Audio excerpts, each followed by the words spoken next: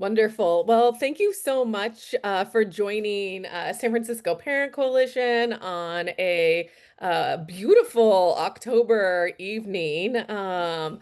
We are so thrilled to bring folks all across San Francisco together to learn, to chat, and to really continue to develop and strengthen our work as parent advocates around math. It is something that San Francisco Parent Coalition has been working on as part of our Kids Can't Wait campaign for some time. And we are absolutely thrilled to be joined by Dr. D'Souza this evening, who has put together a really fun, interactive Zoom workshop for us for the next hour and a half. Michael, if you can go to the next slide, that would be wonderful. Some of you are familiar faces. Some of you, this is your first time joining our organization this evening. So welcome to both new faces and to folks who have helped start this organization. SF Parents is a community of SFUSD families across the city. We have families who are at all of our schools across elementary into high school. We are a nonprofit organization that started in 2020. So we are really excited to be celebrating our 5-year anniversary. Everyone on this call should have gotten an invite, and we're actually going to drop that later as we close out to our 5-year celebration, really honoring parent power and helping ensure that SFUSD can be one of the most excellent and equitable school districts across the country. We have been focusing on how we think about achieving wins for kids, specifically in literacy and math outcomes for our students across SFUSD. And tonight, as we have shared, and while you're all here, we're going to talk a lot about math. And we want to celebrate a really big win that parents brought to the district, many parents, some on this call, some who we are really lucky to kind of stand on their shoulders, who have been pushing SFUSD to make necessary changes to the instructional materials, the way in which we support our teachers around math. And SF Parents was able to work with the district through strong parent advocacy in accelerating our timeline overall around doing a math audit. So we were able to actually cut the timeline in half. And that's why we see this school year across the district, kids have new or access to new high quality instructional materials that we're going to dive in and talk more about as well. And it is my absolute pleasure to introduce Michael. He's going to share, Dr. D'Souza. Michael, a great, wonderful colleague, educator, inspiring human being who we are really have the great pleasure of joining us this evening. So Michael's going to tell you a little bit about who he is, the why he's here and excited, and then we're gonna break out into some groups. Yay. I'm really, really excited to spend this evening with you, and I know it's hard to be together when we probably have children at home. I hear my kids upstairs. So I'm going to try to pour as much love and energy as we can into the session so we can make sure that every minute is worth our time. I usually introduce myself in a pretty untraditional way, which is just like, I think who I come from really matters. And I think who we come from really matters. And I think our kids and who they come from really matter. So I often introduce myself as the son of Jose Antonio and Gisela Paz. That's my parents the day they immigrated to the States. That's Ocean Beach in the background. And this era in the 60s, everyone wore their absolute best clothes when they took planes, which is funny because now I'm pretty sure I like wear hoodies and sweats. My parents ended up moving from the city. They lived there for a few years and they had an opportunity to try to run a dry cleaners in Livermore, and it was wildly successful. And my dad was hella handsome and was able to press clothes in the heat of Livermore. But my parents' life was really rough in many ways. They only went to 3rd grade in their home country, and so I often tell people I earned 1 degree for every year my parents went to school in the Azores, because I did my bachelor's in molecular and cellular biology at Cal. Then I stayed on to get my master's in education and eventually my doctorate in education at Cal State East Bay. I'm also the father of 3 kids. Like I said before, my daughter now is a 10th grader. So this is a little aged now. She's a high schooler. This is my son who's now in 5th grade, Joseph, and I have a 3-year-old. So I have all the developmental phases all in one home, including taking care of my mom, which I didn't put her on the slide deck, but I'm definitely in that sandwich generation. Is anyone else in that sandwich situation where they're taking care of kids and their parents kind of at the same time? So that's me. A little bit about me professionally. I've been working in schools since 2000 as a teacher, and majority of my time as a high school principal. But also have really spent the last 5 to 6 years really focusing on how we accelerate school improvement through family leadership. And so I just added this slide for the first time, and it's so not like me to like be boastful, but I wanted to just let you know it's possible. I have worked at schools that did amazing things for math. And I think sometimes we can get discouraged, but I worked at a school where we earned a dissemination grant from the state to explore project-based learning and student-centered learning, which we're going to talk about today. Back when Michael Krasny was still on the forum, he came to my school and we talked about school turnaround and college-going cultures. I was featured in the book called Breakthrough Principles around what it takes to create a great school. My school was for 5 years in a row, top 5 schools in the Bay Area for Latino students' achievement in mathematics. You could also go to Innovate Public Schools and see my school talked about high expectations culture. And then my work with family leadership has been captured in the Center for Reinventing Public Education, as well as the Today Show, which was a fun day to like just shine on the leadership of our family. So I say this only to say it's possible. Like we can have hope, and it's going to take a lot of work, but it's possible to have schools that disrupt the patterns of achievement in our cities and in our communities. So I'm glad you're here so we can be part of that, creating that reality. Cool. That's me. So this is what we're going to do. We're going to have a conversation about the big picture, about how we got here, like what has changed over the last 15 years. Can you all get in the chat now and share what you want to get out of today? Because if I don't get it to you today, maybe I can get it to you in the future session. So go ahead and jump in the chat.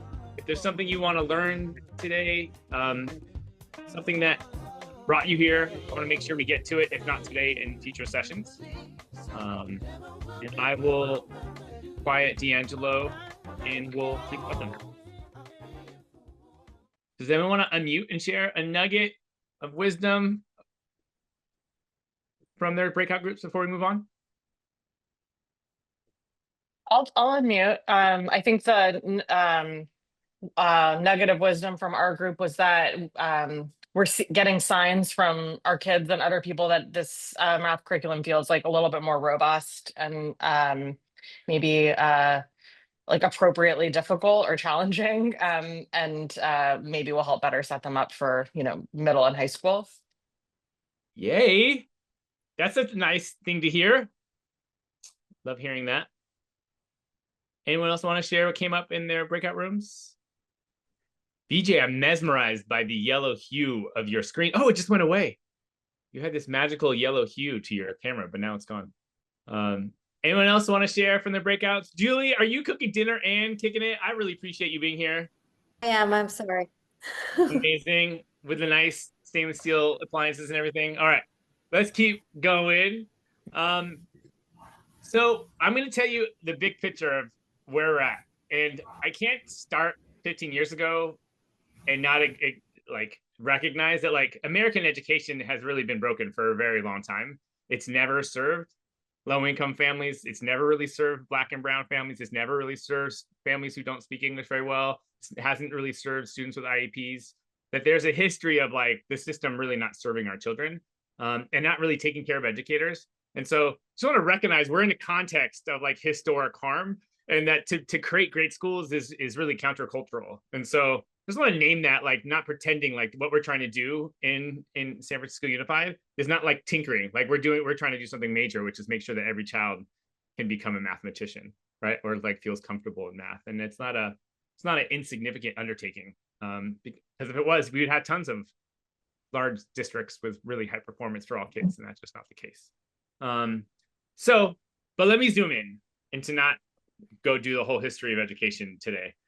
This is the way I tried to capture like the story of how we got to this moment.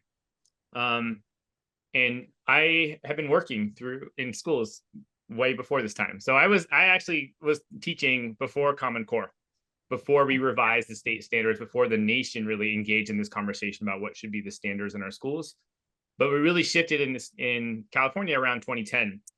And in mathematics, that meant shifting from the way that we were taught math, which is about how to help kids get answers and how to learn procedures to get answers, towards this idea of critically thinking about math, being more creative about math, inquiring about math, wondering why things are the way they are, versus how proficient can you be in using the same procedure over and over again. So it was a significant shift. It was not insignificant. It was not insignificant for teachers, and it was not insignificant for kids or for families, because it was a really big difference in the way that we thought about what math should look like.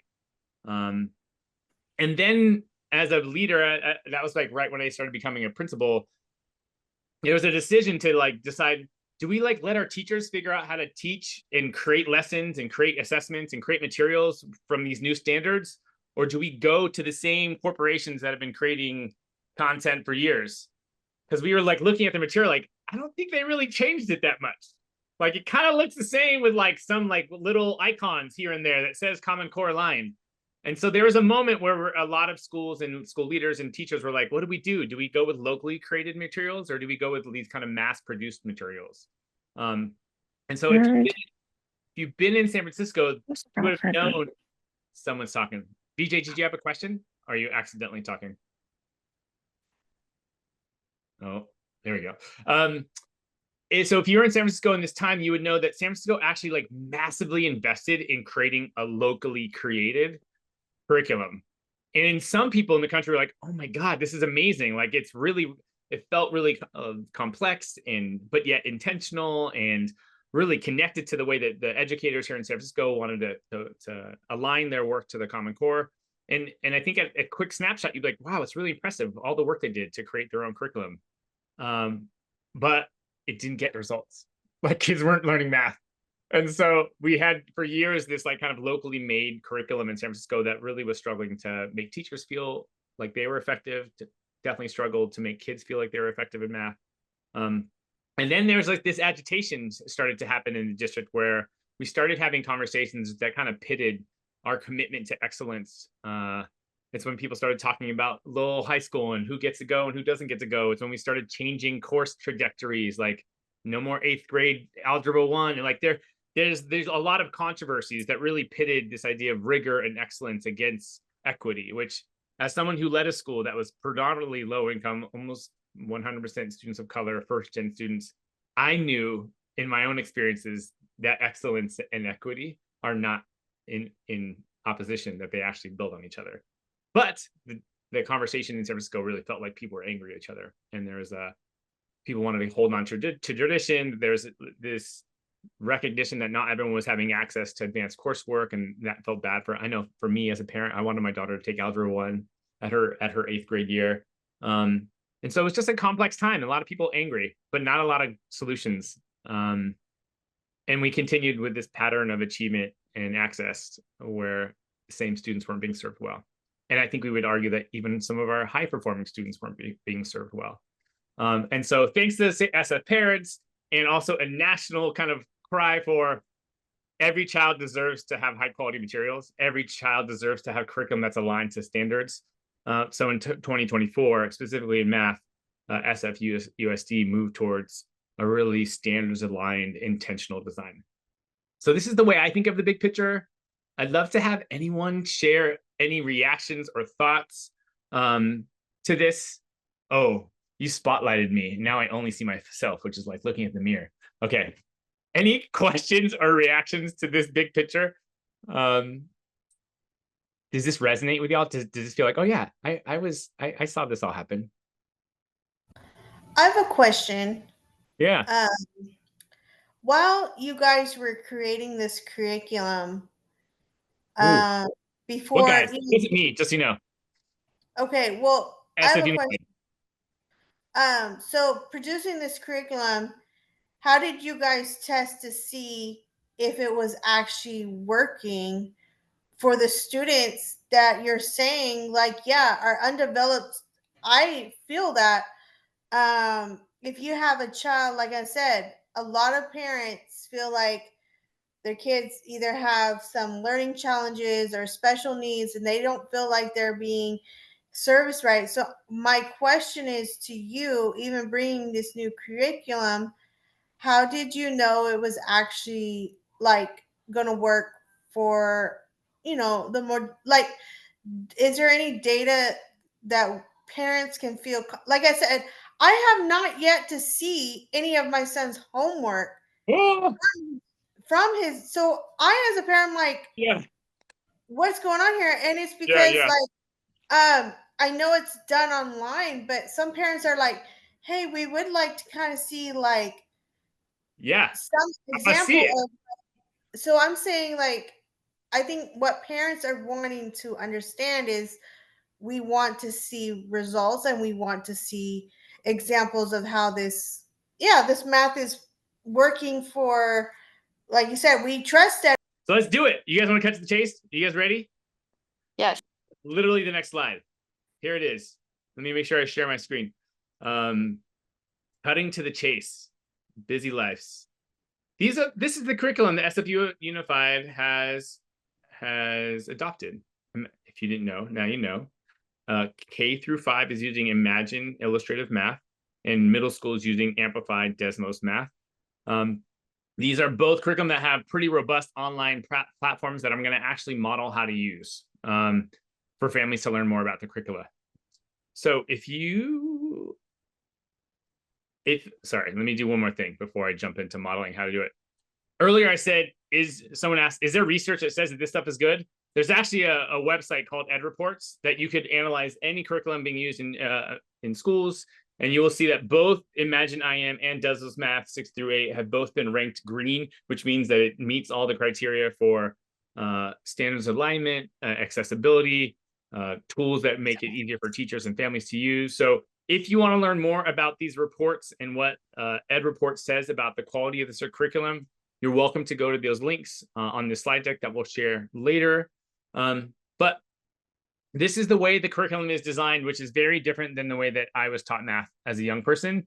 So it's called, both of them are called problem-based math curricula. So instead of starting with lecture, which is how I was usually taught, modeling how to do a problem, and then me practicing to do the problem, this kind of I do, you do, we do model of instruction, it's very different. So in this model for both illustrative math and Desmos, the teacher instead starts with a question. It's designed for teachers to be really clear. I want you all to try something on your own first. I want to be really clear with what you're trying to do, but I'm not going to tell you how to do it. Then students have individual time by themselves to think about how to grapple with the problem. You'll see this word grapple come up pretty often in math instruction, because what we're saying is one of the most important skills is for students to be able to struggle, is to not know how to do it, but figure out how to do it. And I would say in the time of AI, I really think that grappling is like the most important thing our students need to be spending more time doing, because AI is removing grappling experiences from our students. So I love the fact that students should try to grapple. Teachers need to give them skills and strategies and create cultures where grappling and struggling is normal. But that's the second step, is giving students time to grapple. Teachers going around monitoring and listening to see what's going on. The third step is hopefully that students actually get to talk to each other. So now they get to share what they tried or where they're stuck, or they can start learning from each other, is the third step. And then the last step is probably the most similar to the way that we were taught, which is this is where the synthesis happens. This is where the teacher is now making sure that students get the big idea, that we can synthesize all the different strategies that students used. Maybe if one of the strategies didn't come up on the students organically, maybe a teacher can model another strategy. But this last step, number 4, is where the teacher is kind of leading a little bit more.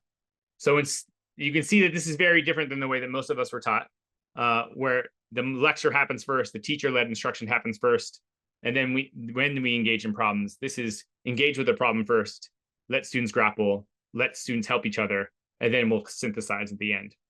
Is there any questions about this pedagogical approach? Because this is both the way that both curriculums are designed. Yeah, you have one in the chat, and just saying, someone was just saying, I thought that this I do, you do, we do was supported by science of math and was evidence-based. Mm-hmm.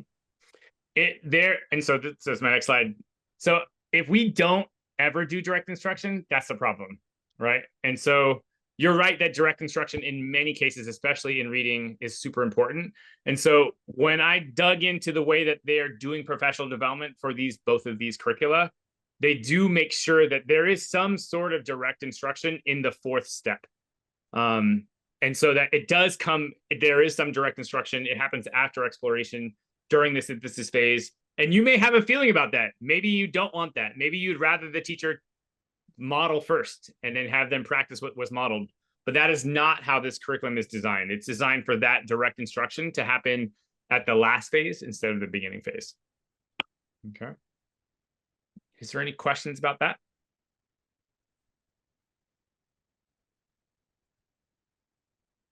I think you distilled the differences between the two systems really well. I already got a lot about how you explain the differences between the old way and the new way. Yeah. Thank you, Julian. I appreciate the affirmation. So, is there anyone that would like to say how this compares to the way that they were taught? I'm not going to send you to breakout rooms, but I'd like to hear it. Or at least nod your head or thumbs up like, this is really, really different than the way that I was taught. I'll just be super honest. Very different than the way I was taught, and it doesn't feel like the way I learned. So for me, it feels very scary because I learn by example. Yeah. Maybe because that's the way I was taught. Yeah. Same with me. How effective is this? Like, is there like a risk of them maybe falling behind with this method if they stay in one certain section, or Yeah. how?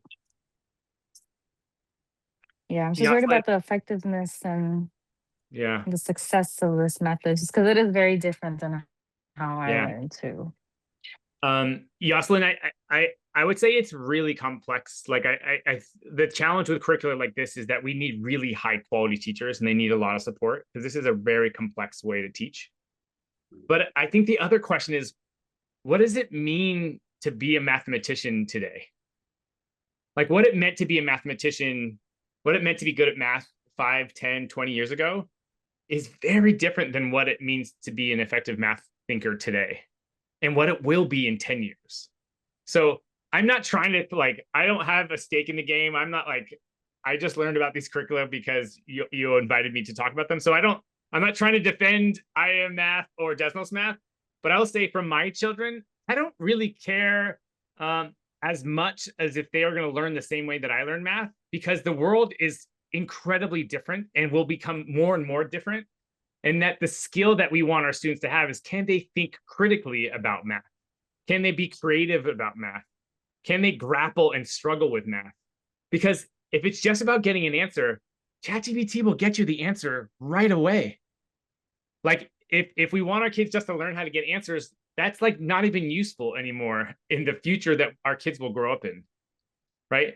Give ChatGPT the most complex calculus problem and it will solve it within seconds, right? So what I think people who advocate for this type of instruction is saying, what we need for humans in their relationship to math is that they can grapple with challenging ideas and try different strategies to find solutions.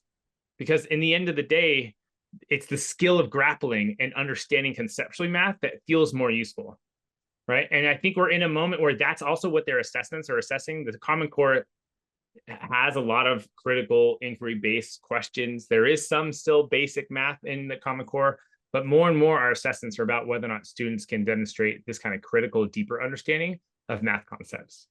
But I would say, Yoselin, it doesn't mean it's going to go great every time. And it really probably depends on the teacher. It really depends on how the kids are being, the culture of the classroom. There's so much complexity to making sure a curriculum like this is effective.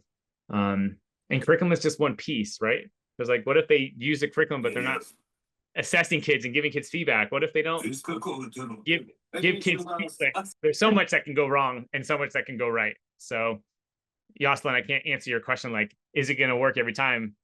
And there's so many variables. But I would say this is the type of learning that I'd want my children engaged in, because I think it's the most useful for them in the future.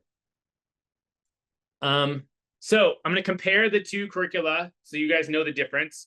IM, which is for K through 5, is very print heavy. It's like there's handouts. Kids should engage with the content that's printouts from the curriculum. There's a structured sequence that students should go through. The teacher's kind of walking through and seeing how kids are engaging both individually and collaboratively. And hopefully the teacher's engaging in live feedback and asking good questions. Great teachers ask great questions. Right, that help them understand what kids know and don't know, and help kids kind of go down paths that they wouldn't go down otherwise. So this is happening in illustrative math. In Amplify Desmos, it's much more digital. So instead of giving a kid a handout that they're going to engage with, there's going to be some type of interactive digital space where they're trying to manipulate and try problems and move things. And it's imagine like a simulation, essentially. Like it's a virtual simulation of trying to manipulate and move graphs, charts, numbers. It's a much more interactive, digital interactive experience. So Amber, you probably are going to have to like ask your kid to like open up Desmos in front of you and just be like, I need to actually watch you do it. I want to see what it looks like. It's going to be on the screen. Okay, I think the more that you broke it down, I do hear what you're saying, and I do agree with you that I love the new approach where you're allowing kids to figure out the problems for themselves versus saying, hey, you've got to break it down this way, which is totally relevant to the state and age. Like back in the day, if you use a calculator, you were punished for it versus today, like if you need help breaking down a step, I think that is very good to like help encourage our kids to the critical thinking. I think parents are just trying, like my Are we good with that? Jane, You is this mentioned that you would communicating? know where your child is at. How do you know that where your child is at in the curriculum? You just have to talk to the teacher to find that out. I mean, you can ask them, can I see your homework? And it probably has a little number on the upper corner of the page. Oh, okay, But gotcha. if that doesn't work, you could just go to the teacher and be like, hey, what unit you guys are at? And that'd be a great conversation to have anyway. So, all right, thank you. Yeah, thank you for questions. It's helpful to have questions. I appreciate them. Hey, Michael, thank you. This is Jane. This is exactly what I'm looking for. Great. So one thing I do have a question when people are going look at the website. How is the idea is great. The idea behind what we're trying to achieve, critical thinking, all these are in line with what I'm thinking as well, except like you said, the environment, the class, the teacher, there's so many other elements that will impact the result, right? So how is SFUSD what are they gonna do to make sure the end result is not far off? Like the teacher will have enough supports, the student have enough encouragement. Because I'm looking at the class size and the teacher, the new curriculum, two things that you require is the teacher's knowledge, right, and ability to engage students, and also from the students' perspective is their participations. How are we gonna make that happen? Yeah, I think there's the advocacy conversation, right? Which is like you as a community, an organized community, like what do you guys want to fight for next? And I think you guys do that work, right? Like what do we want to fight for next? And sometimes what we fight for is systems level, and that was your guys' big achievement. Is like let's make sure they're at least using a standard aligned curriculum, and that everyone has equitable access. Like across the city, everyone should be able to have access to this curriculum now. That already, Jane, is like a massive improvement, because what was happening before is you had no idea what teachers were using. We didn't know if it was aligned to standards. Like you could be in the same hallway with two of the same grade levels, and they're using completely different content in curriculum. So like now we've at least said a bottom line is every child has access to standard aligned curriculum. And it's easier to say everyone should be, okay, this is our scope and sequence, this is the pacing.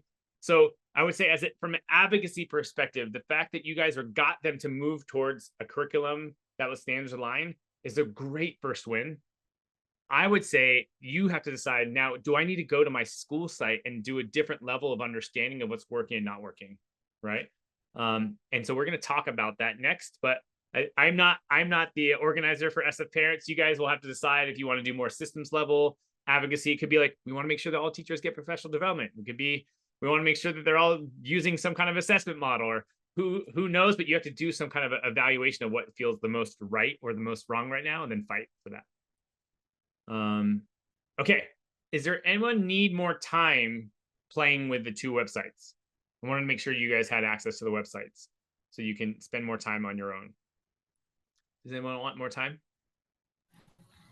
Thank you for those newsletters. We always, parents, we love keeping up on news. So thank you for those. And yes, thanks for the links. So like, I will have a way to like, yeah, because I didn't know that from my own personal computer that I could just access it. So that's cool. Yeah. Well, I knew I could, but I didn't know how to get there. So thank you. Yeah. Now you do. And now you can Yeah. share with other parents. So, Yes. Yeah. So if you still want to think about like, now what do I do now that I have it? That's the rest of the session, is like, what role are you going to play? You have the curriculum now, you have the resources, you can see what your kids are supposed to do. But I want to talk to you a little bit about like, what do we know about schools that have really strong school family partnerships? Because there's immense research that shows when schools partner with families in meaningful ways, they can really accelerate learning. And so the research shows that these are the three things that schools should do to make sure that partnerships are working for learning. And I often spend majority of my time working with educators to try to make these three conditions true. But today I'm with families. And so I'm going to talk to you about it from your side, because you could also make these things become true. So the first thing that we see in schools is that when there's a real trusting relationship between educators and families, that we can have the type of partnership that really drives learning, that we can talk openly and honestly about our child's performance, that it feels like a safe place to say, I'm worried about my child. This is what I want. And the teacher could also feel safe saying like, I'm also worried about how things are going. Like, you can have vulnerable and honest conversations. That is the first layer to any effective school parent partnership, is if we can just have trusting relationships. And I would say sometimes right now, because sometimes teachers are feeling under supported and maybe they feel underfunded, underpaid, right? And then families are also like very overwhelmed, that like we're not investing in trust. And so I would say, if we can just invest in like having a meaningful human interaction with your child's teacher before you jump in like with the curriculum question, be like, hey, how are you? Tell me a little bit how your year's going, right? Like the same advice I give to teachers, like don't just come at these parents with like, hey, your kid's behind grade level. I tell them, please like introduce yourself, ask them a little bit about themselves, build some trust, build some rapport, so that you can then move into the harder conversations. So the second thing is that the partnerships are anchored in student learning and well-being. I see some schools that have great school events, but like carnivals, but like no one's talking about student learning and no one's talking about student outcomes. And so we want to make sure that our partnerships are rooted in student learning. And so I'm going to talk more about how we can do that. And the last thing is that there's infrastructure, that there's systems that kind of can sustain this trust building and this conversation around our students' learning and well-being. So if you want to learn more about what makes great family partnerships in schools, there's a link on this slide. We'll send this deck out. You can learn more. But the three things I'm going to talk to you all about today is, one, how can you build bridges with your teachers so you can have these kind of conversations? Two, how are you setting goals with your child? And like, what do I want to be true for my child? And then how do I share those goals with teachers? And then lastly, what are things you could do at home to support your kids? So the first thing I would say is we really, really, really need to figure out how to build bridges. Like, I think we're living in a pretty unprecedented time in so many ways. But the last Surgeon General had to put out a whole 75-page report around our children's well-being. Like, our kids are lonely, they have anxiety. In the process of studying our students' well-being, they learned that parents are also incredibly overwhelmed and stressed out as well. And so there's another Surgeon General report about parents feeling overwhelmed. We're in a political dynamic where there's a lot of us versus them. Funding in education continues to feel like a real challenge. So I think generally trust is really important to build, but like, gosh, in this moment, it's so dang important. Like, we can't make our schools better by being mad at each other, by attacking each other, by telling people that they're wrong. Like, that same person is going to work with your child tomorrow. So I think we just got to commit to this investment in building bridges with families. I mean, with our teachers, by just being human with them before we come with any agenda item. Like, introduce yourself, tell a little about your family, ask them to share a little about themselves and why they teach. Like, start from human connection, because that human connection is what allows us to have more real, like the more authentic conversation about the hard stuff later on. So that's the first thing that I coach teachers to do all the time, and I'm coaching you all as parents. Build a bridge so you can do work together around the most important thing that we need to work on, which is our children's growth. So that's the first one. Think about that. Second thing that I want to talk to you about is setting goals for your child. Almost 90% of American families think their kids are at grade level, when in reality, it's much closer to 26%. There's a massive divide between what families think about their children's proficiency and the reality. So it behooves you to find out whether or not your child's at grade level. If you don't know, please find out. There's a few ways you can find out. You can ask your school for their last test report if they're in grades 4 through 8, or you can go to learningheroes.org, and there's a tool called the readiness check, and you can see whether or not your child's at grade level. But you should know whether or not your child's at grade level so you can set goals with them for math this year. The goals could be you do your homework every day. The goals could be your next assessment. Your goals could be you're going to check in with your teacher every month, right? And we're going to have this conversation and track your growth over time. But you need to set goals, because what we know is that just doing your homework is not enough, because there's also research that shows that kids really is. I've talked a little bit about what does the research say about homeschool partnerships. But now I want to know how you feel about all this. So I'm going to put this in the chat. Please click it and give us some feedback.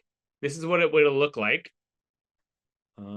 It will ask you about your own experiences and mindsets around math and how that's helping you prepare to support your children in math. It'll ask you a little bit about, now that we've talked about curriculum and what it looks like, how confident are you in navigating and working with the curriculum and the assignments your child has? How confident are you in partnering with your child's teacher? And then just kind of an overall score. Based upon what data we get from this assessment. Hey, Michael, this is Jane again. Question. I mean, we see Kumon all around. What do you think in terms of Kumon in compared to this curriculum? Can they complement each other, or they're really opposite of each other? Any Yeah, you know what? thoughts? I haven't gone to Kumon in a while. Like the last time I engaged with Kumon, I felt like they still were very like pre-Common Core. My gut tells me they must have changed since then, but maybe not. So I think if you choose to bring your child to Kumon, I think you want to bring them in the assessments that your children will be taking, or a version of the assessments they'll be taking at school. Because imagine you want them to do Kumon so they do well in their classes. Another thing you might want to consider is, I'm not sure what grade your child is, Jane, but like my daughter's taking the PSAT tomorrow. And so there's also these other assessments that as your kids get older, you want to start thinking about, like, what does the math look like there? And so I'm not expert on Kumon, Jane, I'm sorry. But I think you just want to bring what you know about what your child's doing in school and think about the goals you have for them and where they're at. Do you know about them, Jane? Are they still pretty like kind of drill and kill, like speed and fluency? Is that still how it goes? Do you know? Did we lose her? Me? No, I have a first grader, so I don't know. That all I know is Yeah. I look at their material very in line with how I grow up with. So that's all I know. I just don't know how they will go hand in hand with the current curriculums and Yeah. the critical thinking part. But also what I'm struggling is there's the basic foundation that you need in order to have a critical thinking, right? You can, I mean, to Yeah. me, your question built on knowledge. It's not just question out of nowhere, and you Yeah. don't know how to ask the right question if you don't have the basic knowledge. So it's a little conflicting for me to see like what's the right way to go. Yeah. Well, I will say that while I talked about the pedagogical approach, and That doesn't mean that it's not. By getting a green on ed reports means that they have a backwards map plan to cover all the content so that a child is ready for Algebra 1 by the time they're done with 8th grade math. So I saw VJ's comment. Am I still sharing screen? Because I don't want to be sharing screen. You are not still sharing screen. You're good. Great. So VJ's comment in the chat is like, by getting a green in ed reports means that they have looked at all the skills that a child needs to master between kindergarten and 8th grade to be ready for Algebra 1. I think most kids, if you are actually proficient in Math 6 and Math 7, you might be ready for Algebra 1 in 8th grade. Like, it is, by having a curriculum that's standards aligned, it's setting our kids up to be successful in Algebra 1. And SF Unified did not move to a common curriculum for high school yet.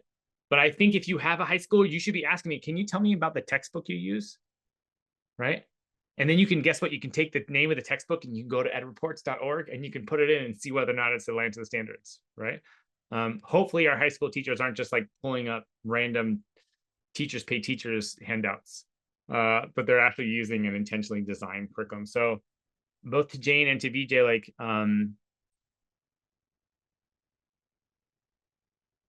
there is some critique. I've seen VJ's comment. There's critique that Ed Reports is not quite as good as we'd like it to be, but it is the best we got. It is the best we got, and so you'll see some things get greens that maybe we don't love, but it's a starting point for sure.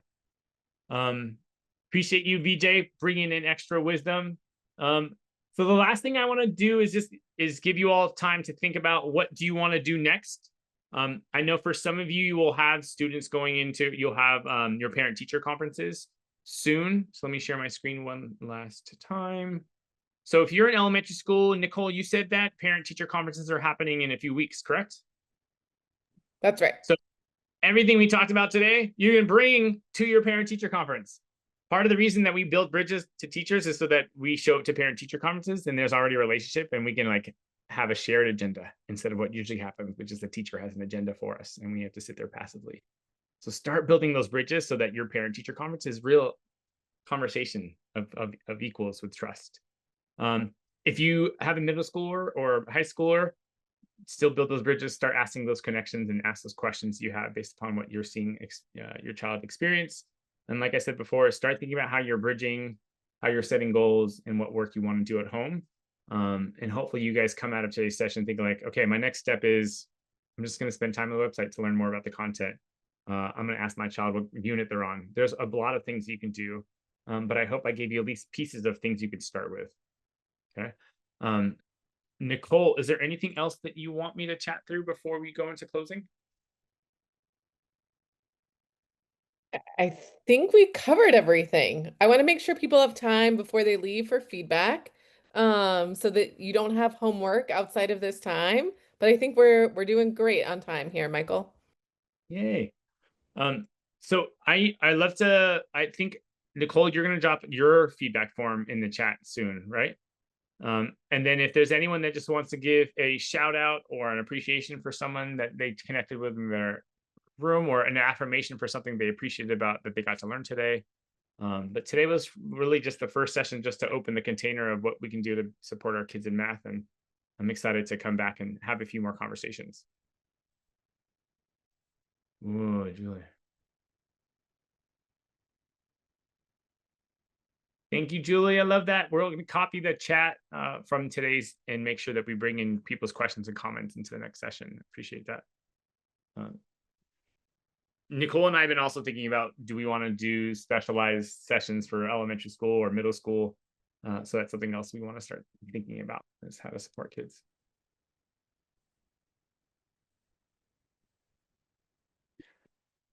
Jung, I'm interested to learn more about this Russian math and where they're doing Russian math. And if we're comparing apples to apples, like who are the kids taking Russian math? So if you have any more information about the Russian math, I'm kind of interested. Once again, I'm not an advocate for any of these math programs. I just presented the ones that I know that San Francisco Unified chose. Geary Street. Michael, can I ask you a question since you have a minute? Just like, I'm curious about the goal setting, like partnering with your kid to set goals, because that's like really new to me. Can you just give an example of like let's say I'm totally blind going into the school year of what their math will look like how do you set goals without knowing the curriculum well? I'm assuming you mean something around like kind of about their character or about their persistence or something like that. But what does that look like in your family? What a thoughtful question, Julie. I would say that there's both the soft skills that I set with my son. I'm thinking about my son specifically because he really struggled with reading for a while. And so we were really specific around, we want a certain number of time where his eyes are on text, on appropriately leveled text. But there also was like, we were going to meet with his teacher and talk about his growth on SIPs and whether or not he was going to graduate out of SIPs. So it did take me time to go learn about what curriculum they were using and what pace he should be on to be able to graduate out of this tiered support system for reading. So in math, it might just be that you have conversations with your child's teacher about when the unit assessment is coming up, right? And that like what they're going to be, what's going to be on the test, and you say, hey, our goal is like you got 7 out of 10 last time, let's shoot to get 8 out of 10 tomorrow next time. So it could just be keeping track of what they're already doing in class. But I think a mixture of these like very measurable moments along the way that you can like incentivize and celebrate, but also like I think it matters whether or not our kids are on grade level, and I think we should be setting goals about that are associated to their ability to perform on tests as well. I think both matter. And Julie, if you want to reach out to me, feel free to email me if you want to think more about it. I'm happy to.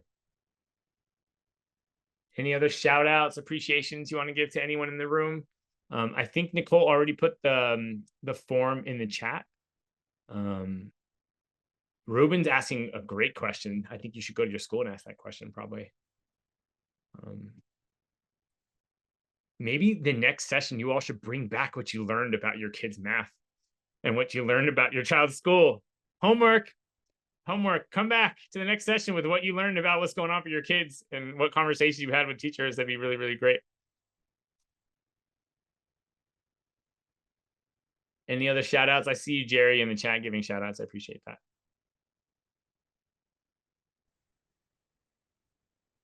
Do you want me to go to the next slide for you, Nicole? Yep, that would be great. Thanks, Michael.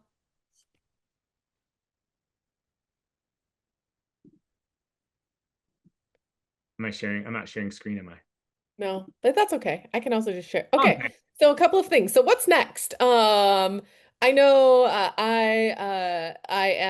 I'm excited to dig into, personally the IM site myself. I've got a 3rd grader and a 5th grader who like to remind me that I, quote, don't know how to do math the same way on a pretty regular evening basis. So excited about that. I'm sure there might be other folks on this call who have heard that from their kids too. So our next session is 11:13. Please give us feedback. Michael and I are really excited about designing this based on how you all experience this session. Our goal is to keep this interactive. So we want to make sure that we can get through questions, hear your voices, etc. We also, I think throughout this, like we're hearing really great questions about when do we expect to see student outcomes increase?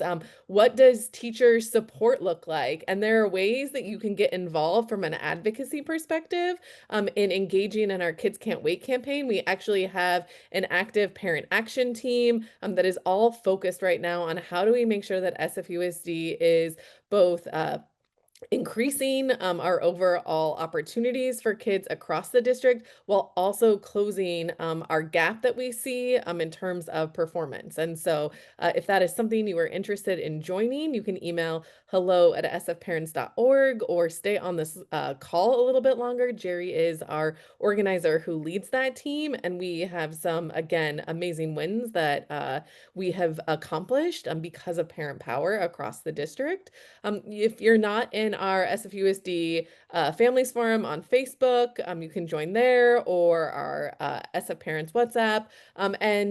Also, there is a new website that we receive support from the Department of Children, Youth, and Families to share out, which is the R415 initiative, which is a place where you can find resources across the city, from education resources to health and human services, etc. So a really a great resource for our community of San Francisco. So thank you all.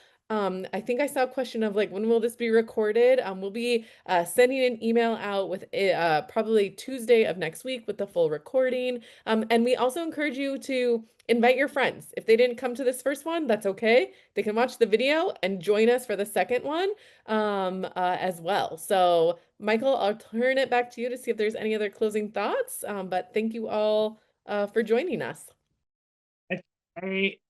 I think during these times, things feel very hard in many, many ways, but there's something simple about just trying to pour into our kids amidst the madness. And so I hope that today gave you just at least a little something of like, I can try something for my child. I can try to build a relationship with my teachers, but I just want to name it's really complex, that just because we got a new curriculum, it doesn't mean it's going to be all rainbows and unicorns. So it's going to be us consistently engaging with our children and our teachers and building bridges so that we can improve our schools. And yeah, I hope you guys keep coming back, because it's going to take persistence to make sure that all kids get the kind of math learning they deserve. So thanks for coming through. Excited to see you all next time.